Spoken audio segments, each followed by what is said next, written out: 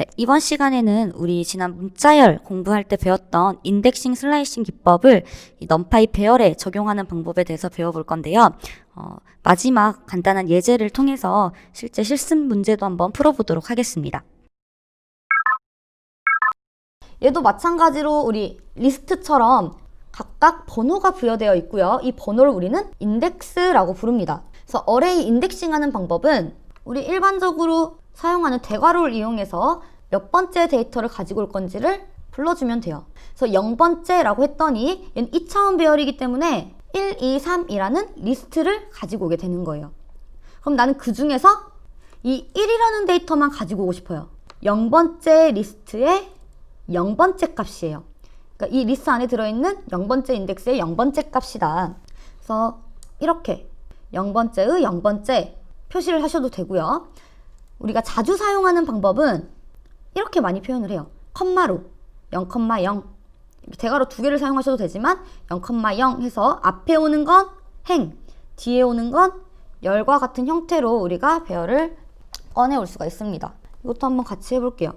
2차원 배열 한번 만들어 볼게요. array 5는 np.array 그리고 2차원은 배열 안에 배열이 들어있는 형태였죠. 그래서 1, 2, 3, 4, 5, 6 이렇게 2차원 형태로 배열을 만들고 array 5에 0번째 거를 가지고 오면 1, 2, 3이라는 데이터를 가지고 와요. 이 중에 나는 또 0번째 걸 가지고 오고 싶어. 1이라는 데이터를 가지고 오고 싶어. 그럴 때 우리는 이렇게 불러주면 돼요. 0번째의 0번째다. 0번째, 1번째 가지고 오면 2를 가지고 오겠죠. 1번째의 2번째를 가지고 오면 뭘 가지고 오는 거예요? 6을 가지고 오게 되는 거죠. 근데 주로 우리는 이렇게 많이 사용해요. 이렇게 대괄호를 2번 쓰는 게 아니라 대괄호 1번 쓰고 나서 컴마로 구분하는 거지. 1번째 행에 2번째 열을 가지고 오겠다. 이렇게 컴마로 구분해서 우리가 인덱싱을 할 수가 있습니다. 자, 컴마 앞에 오는 건 행, 컴마 뒤에 오는 건 열. 이것만 잘 기억하시면 돼요. 그럼 어레이 슬라이싱도 한번 해볼게요. np.arrange 함수를 이용해서 총 10개의 데이터를 우리가 생성을 했는데요. 이 중에 나는 세 번째 인덱스부터 8보다 작을 때까지니까 7번째 인덱스까지 데이터를 잘 나오겠다.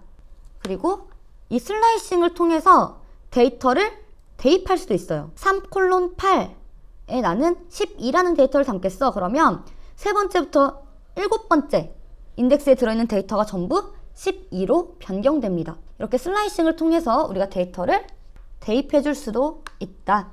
그럼 2차원 배열 슬라이싱 한번 해볼까요? 2차원 배열을 만들 때 어레인지 함수를 사용을 했어요. 0부터 49까지의 데이터가 들어있는 배열을 하나 만드는데 사실 np.arrange 하게 되면 그냥 1차원 배열이 만들어지는 거죠. 근데 그 뒤에다 뭘 해줬냐면 리쉐입을 해줬어요. 이거는 쉐입을 내가 바꿔주겠다는 거야. 원래는 1차원 형태였던 이 배열을 리쉐입해서 5행 10열 형태의 배열로 바꾸겠다.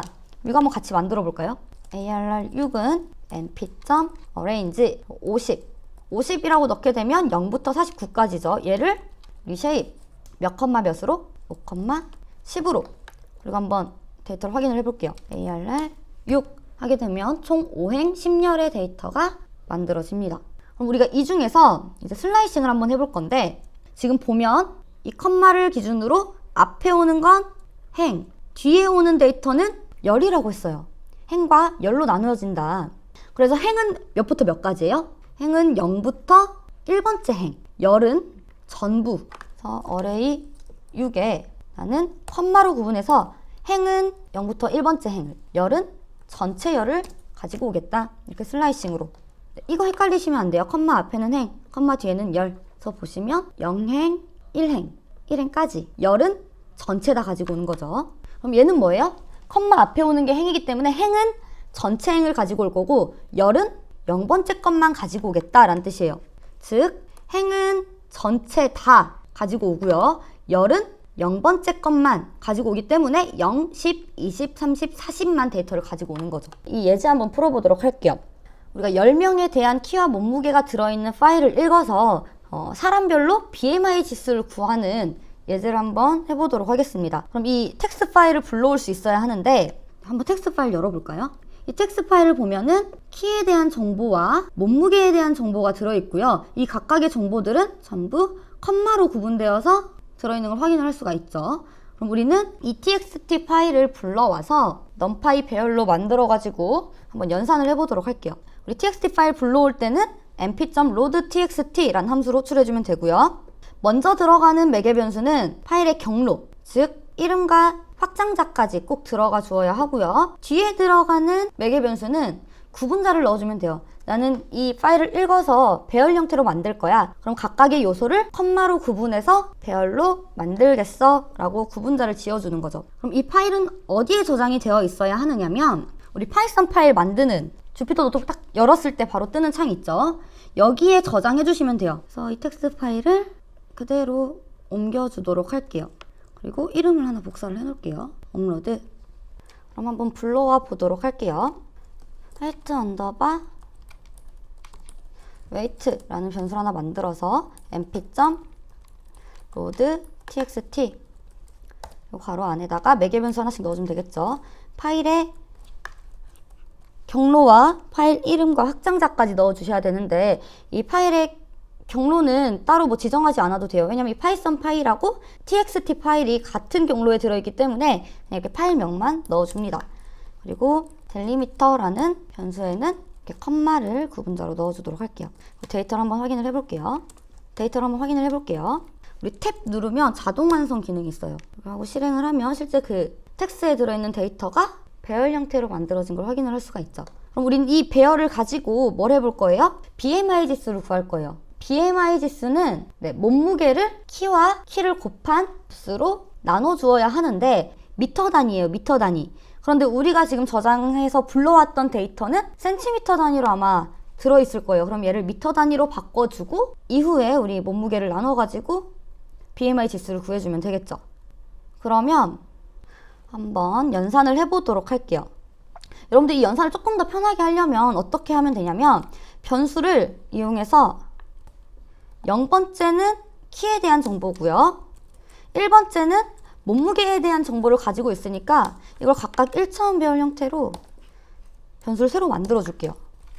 실행을 하게 되면 키에 대한 정보만 그리고 몸무게에 대한 정보도 이렇게 확인을 한번 해봅니다.